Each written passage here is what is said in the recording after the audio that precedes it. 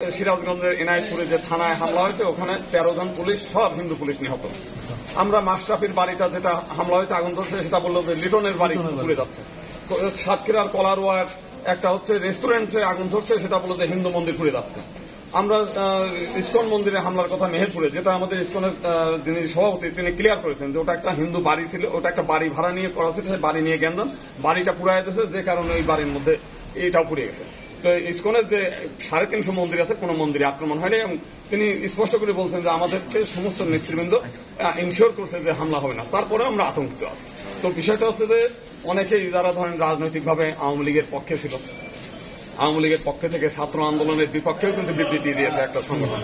তারা বলেছে যে এই ছাত্র আন্দোলন যারা করেছে তারা রাজাকার, তারা নিজেদের স্বঘোষিত রাজাকার, তাদেরকে রাষ্ট্রদ্রোহী হিসেবে বিচার করতে হবে, তারা যেন কোনো সরকারি আধা সরকারি স্বায়ত্তশাসিত পুলিশ সেনাবাহিনীতে কোনো জায়গায় চাকরি না পায়।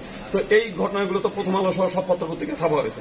তা আমি যখন আপনার বিপক্ষে বক্তব্য দিব, আপনার বিরুদ্ধে, যেমন আমাদের হারানচন্দ্র রায় নামে একজন ভদ্রলোক রংপুরে, তিনি ওবায়দুল কাদের হুকুম দিয়েছে ছাত্রলীগ যুবলীগ আওয়ামী লীগ সব রুখে দাঁড়ান। তিনি ছাত্র আন্দোলন দমন করার জন্য সেখানে রুখে দাঁড়াইছে, ইট পাটকেল ছুটছে, তারাও ইট পাটকেল ছুটছে, সেখানে পিটিয়ে তাকে হত্যা করছে। এখন এটা তো পক্ষ প্রতিপক্ষকে হামলা করছে। যখন আপনি আওয়ামী লীগের পক্ষ হয়ে জামাতকে নিধন করতে যাবেন তখন আপনি কিন্তু আওয়ামী লীগ, কিন্তু আপনি মারা গেলে আবার দাবি করছেন আমি হিন্দু, আমি সংখ্যালঘু। এই যে দ্বৈত নীতিটার জন্যই আসলে কিন্তু আমরা ক্ষতিগ্রস্ত হচ্ছি। আমি বারবার এই কথা বলছি, যদি আপনি আওয়ামী লীগ হন তাহলে প্রতিপক্ষের সঙ্গে লড়াই করবেন, লড়াই মারা গেলে আপনি কিন্তু সেই দলের সৈনিক, তখন আপনি হিন্দু হিসেবে আপনি পরিচয় দিতে পারবেন। আর নিরীহ হিন্দু হন, শুধু হিন্দু পরিচয় দেন, ভাই আমরা কোনো দলের মধ্যে নাই, আমরা ঘরে থাকি, পূজা পার্বণ করি, আমরা ভোট কারে গোপনে দিব কি দিব না সেটার জন্য আমার বা, তাহলে কিন্তু আপনি যদি নির্যাতিত হন তখন আমরা বলবো যে ইউ আর হিন্দু, আপনার জন্য আমরা সেখানে আমরা নিরাপত্তা সহ অন্যান্য জায়গায় আমরা যে কান্নাকাটি করা দরকার সেগুলো করবো, যাতে মানে যারা ঘটনা ঘটে আপনারা ধরবেন এবং তার পরিচয়টা নিশ্চিত করে মানে প্রচার করবেন।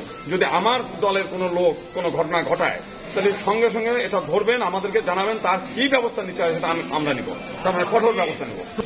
ভারতে এই বিষয়টা নিয়ে কিন্তু অনেকেই রাজনৈতিক প্রোপাগান্ডা, তাদের রাজনৈতিক সুবিধা নেয় এবং ঘোলা জলে মাছ শিকার করার মতো বহুজন আছে। যেমন ধরেন ভারতে মানে একটা টিভি চ্যানেল বললো যে সিরাজগঞ্জের এনায়েতপুরে যে থানায় হামলা হয়েছে ওখানে 13 জন পুলিশ সব হিন্দু পুলিশ নিহত।